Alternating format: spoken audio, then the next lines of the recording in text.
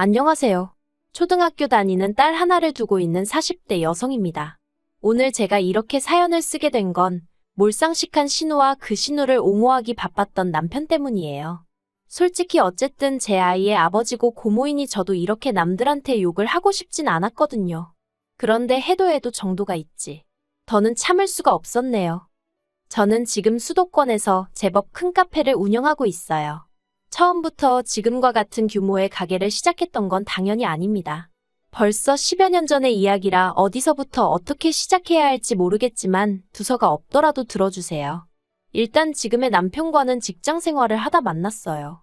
저는 작은 중소기업에서 회계를 담당하고 있었고 남편은 같은 직장의 영업팀 사원이었지요.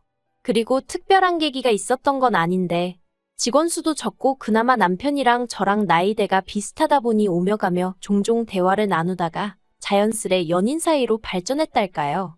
이후로 2년 정도 사귀다가 남편의 적극적인 프로포즈로 결혼을 약속했고요. 하지만 막상 결혼을 하고 보니까 남편이 시부모님에 관한 상당 부분을 부풀려 이야기했었다는 사실을 알게 되었습니다. 건물을 소유하고 계시다던 아버님은 알고 보니 그저 지인의 건물을 관리해 주시며 월급을 받아 생활하고 계셨고 어머님은 화장품 가게를 하고 계시다 했는데 알고 보니 마스크팩을 전문으로 포장하는 공장에 근무하고 계셨거든요. 이러한 사실을 알게 되었을 때 제가 아무리 시댁 재산을 탐내서 했던 결혼은 아니었지만 그래도 배신감이 상당했습니다. 사기 결혼이라는 생각까지 들었고요. 하지만 남편이 먼저 선수치듯 저더러 속물이었냐면서 오히려 자기가 속았다는 소리를 하질 않나. 그러더니 또 한다는 말이 자기가 저를 얼마나 사랑했으면 그랬겠냐며 놓치기 싫었다는 헛소리도 해대더라고요. 그리고 슬프게도 지금이야 핑계가 어떻건 간에 다 부질없는 변명인 걸 알지만 그때는 남편의 말을 들으며 오죽 내가 좋았으면 그랬을까 그런 생각을 하게 되었지요. 그래서 결국 유야무야 넘어가게 되었어요. 마음 한켠에선 내 친정이라고 크게 별 볼 일 있는 것도 아닌데 하는 생각도 있었거든요. 이후로 결혼한 지 1년도 채 되지 않아서 저는 임신을 했습니다. 정말 이루 말할 수 없을 만큼 기뻤지만 이내 현실적인 문제들을 마주할 수밖에 없었지요. 일단 결혼 당시 남편도 저도 있는 돈 없는 돈 모조리 끌어다가 간신히 방둑한 그나마도 한 칸은 거실이나 다름없는 빌라에서 살림을 시작했거든요. 그런데 그곳에서 아이까지 키우며 살아야 한다니 한숨이 절로 나오대요. 게다가 어머님 아버님은 대번에 당신들한테 아무것도 기대하지 말라며 애는 못 봐준다 못을 박으셨습니다. 그리고 저는 친정어머니가 안 계셨고요. 그래서 어쩔 수 없이 퇴사를 하고 소위 독박 육아를 시작했네요. 그런데 아이가 4살이 되던 해 또 다시 문제가 생겼습니다. 남편이 회사를 관뒀거든요. 사실 제가 회사를 다닐 때도 남편은 회사 내에서 영업을 못하는 영업사원으로 유명했어요. 오죽하면 인세는 고사하고 자기가 일한 만큼 월급 받아오는데도 스스로 위축이 돼서는 어지간히 눈치를 보더라고요. 그리고 그런 와중에 상사가 바뀌었는데 전에 상사와 달리 남편한테 대놓고 사무실에서 핀잔을 주고 그랬던 모양이에요. 남편이 저더러 너무 괴롭다며 회사만 가면 숨이 막힌다고 난리였습니다. 지금 생각해보면 그게 공황장애였지 않았을까 싶어요. 아무튼 그래서 남편이 회사를 관뒀는데 힘들다는 사람한테 안 된다고 버티라고 할 수도 없었으니까 그냥 어쩔 수 없는 상황이었네요. 그래도 다행히 남편은 그렇게 무너지는 대신 바로 다른 길을 찾아 나서더라고요. 그리고 그렇게 찾은 곳은 남편의 지인이 운영하는 핸드폰 가게였습니다. 아무리 영업에 재능이 없어서 회사를 나오긴 했지만 평생 가져본 직업 또한 영업이었다 보니 다른 길은 시도는커녕 엄두도 안 내는 눈치였거든요. 솔직히 그런 남편의 모습이 안쓰럽기도 하고 한편으로는 답답하기도 하고 그런데 어머님 아버님이 저더러 하시는 말씀이 직장 관두고 술 먹고 폐인되는 사람들도 많다면서 저렇게 버텨주는 것만 해도 어디냐고 감사하게 생각하랍니다. 그리고는 덧붙이시기를 다른 집 여자들은 애 키우면서 돈도 벌어오고 하는데 외벌이하느라 당신 아들은 죽어난다고 저에게 눈치까지 주셨지요. 차라리 저한테 지나가는 말이라도 너 참 속상하겠다 한마디 해주셨으면 저도 오히려 죄송하고 감사하게 생각했을 텐데 말이에요. 그래도 다행이라고 해야 할지 그 무렵 친정언니가 카페를 하고 있었거든요. 친정언니는 저에게는 어떻게 보면 돌아가신 친정엄마를 대신하는 존재나 다름이 없었어요. 때로는 저희 가장 친한 친구이기도 했고요. 그래서 속상하고 답답한 일이 있으면 친정언니한테 달려가 하소연도 하고 그랬지요. 그리고 이번에도 남편도 그렇고 어머님 때문에 답답한 마음을 털어놓았습니다. 그랬더니 친정언니가 이제 애도 좀 크고 했으니까 애는 어린이집에 보내고 그 시간 동안 자기 카페에 나와서 아르바이트라도 하랍니다. 그렇게 제 용돈이라도 벌면 숨통이 트이지 않겠냐고요. 마침 언니가 하는 카페는 저희 집에서 멀지도 않았고 그러니 더욱이 거절할 이유가 없었어요. 그래서 바로 이튿날부터 출근을 시작했습니다. 그리고 모처럼 사람들 틈에 뒤섞여 저도 일이라는 걸 아니 몸은 고단한데 정신은 오히려 깨어나는 듯했고 기분도 상쾌하더라고요. 그리고 친정언니의 권유로 저는 틈틈이 빵을 만드는 법도 배우기 시작했어요. 2년쯤 지났을 무렵에는 자신감도 생겨서 제가 만든 빵이라던가 케이크 등을 사진 찍어 인터넷에 종종 올리기도 했는데 그때마다 반응이 나쁘지가 않대요. 게다가 인생은 타이밍이라더니 친정언니가 형부 따라 3시간 먼 곳에 지방으로 이사를 해야 하는 상황이 되었어요. 언니는 이제 완전히 자리 잡은 가게를 남에게 넘기기는 너무 아깝다면서 저더러 맡아달라 했습니다. 자매끼리 무슨 권리금이냐면서 그냥 자기가 하듯이 열심히 해서 월세나 밀리지 말라고요. 그래도 언니가 그동안 한 고생이 있는데 싶어서 은행 대출 받아서 원래 보증금에 얼마 더 보태줬는데 남편이 이걸 알고 아주 생난리를 치더라고요. 저더러 무슨 네가 재벌집 사모님인 줄 아냐? 누가 누굴 걱정한다는 거냐? 준다는 것도 거저 못 받냐? 솔직히 저는 저대로 기술을 익히고 보람찬 하루하루를 보냈던 반면 남편은 그렇지 못했던 것 같아요. 핸드폰 가게도 결국은 영업인데 그걸 잘 못하니 아무리 아는 사람이라곤 해도 결국 주인과 종업원이니까 남편에게 싫은 소리를 몇 번 했던 모양입니다. 그런데 남편은 또 관두면 어딜 가야 할지 모르겠다며 차마 관두지도 못하고 거길 꾸역꾸역 다니더라고요.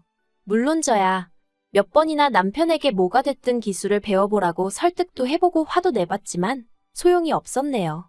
그리고 그런 시간들이 남편의 성격도 많이 바꾸어 놓았어요. 그래도 저는 긍정적이고 낙천적이고 주변 사람들도 챙기고 그랬는데 언젠가부터 부정적이고 자격지심에 한마디로 쫌생이가 되었더라니까요. 그리고 그 일을 계기로 남편과 제 사이는 이전보다 훨씬 멀어지게 되었습니다. 제가 가게의 규모를 키워갈수록 어쩐 일인지 저를 향한 남편의 불만 또한 하늘 높은 줄 모르고 치솟는 눈치였지요. 그럴 거면 내 돈을 쓰지나 말지. 언젠가부턴 생활비도 주다 안 주다 그러대요. 그래도 애 때문에 참고 살았습니다. 부모님 2분 중 한 분만 계신 게 얼마나 큰 슬픔인지 누구보다 제 자신이 잘 알고 있었기에 애한테는 절대로 그 슬픔을 되물림하고 싶지 않았으니까요. 하지만 저도 사람인지라 정말이지 하루하루가 고역이었고 애만 아니면 차라리 가게에서 먹고 자는 게 속 편하겠다 싶었지요. 그렇게 부부지만 남보다도 못한 사이로 여기까지 왔네요. 그런데 그러나 중에 정말 생각지도 못한 이유로 남편과 이혼을 결심하게 되었습니다. 짧다면 짧고 길다면 길었던 시간 동안 남편과 이런저런 일을 겪으면서도 이혼만큼은 생각하지 않았는데 그런 어이없는 이유로 이렇게 될 줄은 정말로 몰랐네요. 발단은 신우였습니다. 남편과 사이가 안 좋아진 이후로 신우는 자기 말로는 저를 생각해서 그랬다지만 툭하면 연락해서 그래도 여자가 참아줘야 하지 않겠냐? 애를 봐서라도 네가 한 번 져줘라. 그런 소리를 해대기 일쑤였지요. 하지만 솔직히 매번 너무 듣기 싫었고 마음 같아선 형님이나 그러고 살라고 쏘아붙이고 싶었는데 그나마 신우네랑 저희 집이랑 거리가 멀었거든요. 자주 안 보니까 그걸 위안 삼아서 대충 내내 하고 말았어요. 그런데 그 신우가 저희 집 근처로 이사를 왔습니다. 그리고 그게 화근이었어요. 이사 오고 얼마 지나지 않아서부터 신우는 걸핏하면 애 학교 가고 나면 자기가 할 일이 없다면서 저에게 자기를 아르바이트로 써달라고 부탁 아닌 부탁을 해오기 시작했습니다.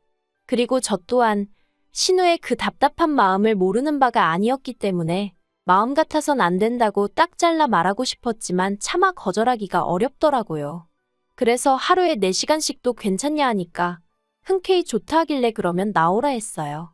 그런데 문제는 신우가 막상 출근해서는 뭘 배우려는 의지도 없고 말 그대로 시간만 때우다 가려는 게 눈에 보였다는 거예요. 그리고 제 입장에선 어쨌든 제 사업장인데 그런 신우의 태도가 탐탁치 않았지요. 하지만 저를 더 화나게 한 건 신우가 돈통에 손을 대더라고요. 처음엔 눈치채지 못했습니다. 솔직히 말하면 제가 사장이긴 했어도 새벽부터 나가서 빵 굽고 장사하고 마감까지 하다 보니 정산을 못하는 날들이 많았거든요. 그리고 신우가 일을 시작하고 얼마 지나지 않아 돈이 1, 2만 원 비는 적이 몇 번 있었는데 그때도 그냥 내가 뭘 빼먹었나 보다 생각했지. 설마 신우고 다른 아르바이트생이고 가게 돈통에 손을 댈 거라곤 상상도 못했지요. 그런데 그 사실을 알게 된 건 아르바이트생 중 한 명이 관두면서 저에게 귀뜸을 해주더라고요. 사장님 가족이라서 자기가 말할까 말까 몇 번이나 망설였는데 그래도 알아야 할 것 같다면서 그리고는 자기 나름대로 증거라고 찾아놓은 것들을 저에게 건네주는데 정말 어이가 없었습니다. 밑장빼기라고 해야 하나 가끔 나이 많은 손님들은 카운터에서 계산 안 하시고 자리에서 계산해달라고 하시는 분들이 있거든요. 그럼 그분들건 슬쩍 자기가 챙기기도 하고 빵 2개 팔고 하나 팔았다고 하곤 남은 돈 챙기고 가랑비에 옷 젖는 줄 모른다는 말처럼 1, 2만 원이라고 안일하게 넘겼던 제가 문제였습니다. 떠나는 아르바이트생이 건네준 자료만 치더라도 신우가 가져간 돈은 100만 원 가까이 되었거든요. 도저히 그냥 넘어갈 문제가 아니라고 생각했지만 그렇다고 남편이나 어머님 아버님이 알게 하고 싶지는 않았어요. 어쨌든 신우도 자기 나름대로 체면도 있고 자존심도 있을 테니 같은 여자이자 애 키우는 엄마로서 그건 지켜주고 싶었달까요. 그리고 혹시나 말 못할 사연이라도 있는 거면 차라리 내가 도와주자라는 생각도 했습니다. 그래서 신우에게 할이야기가 있다고 출근 전에 밖에서 잠깐 만나자고 했지요. 그렇게 만난 신우에게 저는 단도직입적으로 돈통에서 왜 돈을 가져갔냐고 물었습니다. 가족 간의 일을 크게 만들고 싶은 생각도 없고 돈 내놓으라고 하지도 않을 테니 이유나 들어보자고요. 그랬는데 신우는 아주 부들부들 떨면서 자기를 뭘로 보고 그런 말을 하냐면서 당장이라도 저를 잡아먹을 듯 노려보는 게 아니겠어요? 어이가 없고 안 되겠다 싶어서 아르바이트생으로부터 받은 자료들을 신우 눈앞에 꺼내놨습니다. 그랬더니 신우가 다 모함이라면서 그 아르바이트생이 미친 X라고 욕을 하는 게 아니겠어요.